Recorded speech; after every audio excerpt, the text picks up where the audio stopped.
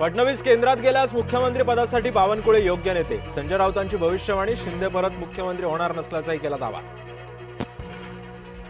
देशामध्ये देवेंद्र भाऊ, राज्यामध्ये एकनाथजी. शिवसेना आमदार बच्चू कडूंचा नारा. तर कडूंनी बचकंडी वक्तव्य करू नयेत, दरेकरांनी सुनावलं.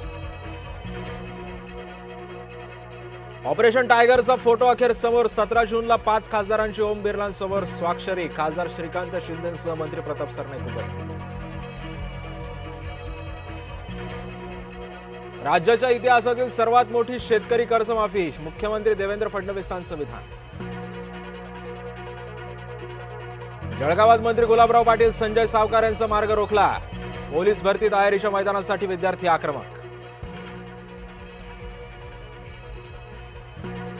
मोशी कचरा डेपोतील दुर्घटनेमध्ये मोठा खुलासा. केवळ तळमजल्यालाच पूर्णत्वाचा दाखला. वरचे 2 मजले उभे राहिलेच कसे, सवाल उपस्थित. अजूनही 8 कामगार अडकलेले, तर एकाचा मृत्यू.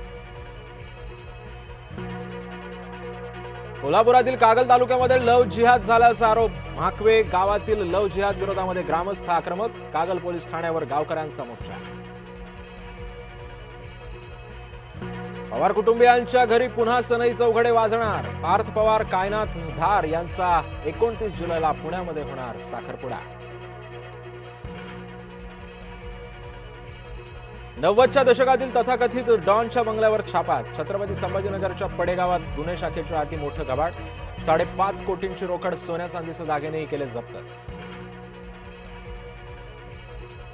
पाकिस्तानी गँगस्टर शहाजाद भट्टीच्या संपर्कात असल्याचा संशय. कर्जत खोपोलीतील 3 तरुणांना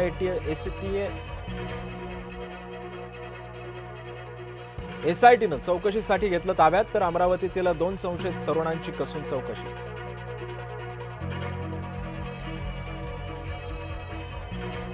पूर परिस्थितीमुळे मृतदेह छतावर घेऊन बसण्याची वेळ. पालघरच्या देवीपाडा परिसरातली घटना. तर घराच्या 4ही बाजूनी पाणी भरल्यानं गंभीर स्थिती. नवी मुंबईतील सोसायटीमध्ये लिफ्टचा अपघात. उल्वेतील घटना. प्रवेश करण्यापूर्वीच 3 जण रहिवासी थांबल्यानं जीवितहानी टळली. अहिल्यानगर दौंड रोडवरती भीषण अपघात. 2 कंटेनर जळून खाक. सुदैवानं जीवितहानी टळली.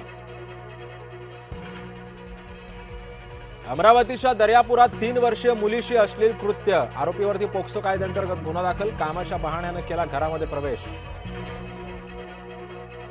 जळगावमध्ये पोलीस ठाण्यातच 2 कुटुंबांमध्ये राडा. आंतरजातीय विवाहाचा वाद. दगडफेकीमध्ये पोलीस ठाण्याच्या काचा फुटल्या. कोयना धरणानं पाणी साठ्याचं अर्धशतक गाठलं. पाणीसाठा 52.88 टीएमसीवर. 13,516 क्युसेकनं पाण्याची आवक वाढली. गंगापूर धरण 70% भरलं. मात्र नाशकात पाणी कपात कायम. आज शहराचा पाणी पुरवठा पूर्णपणे बंद. रविवारी कमी दाबानं पाणी पुरवठा होणार.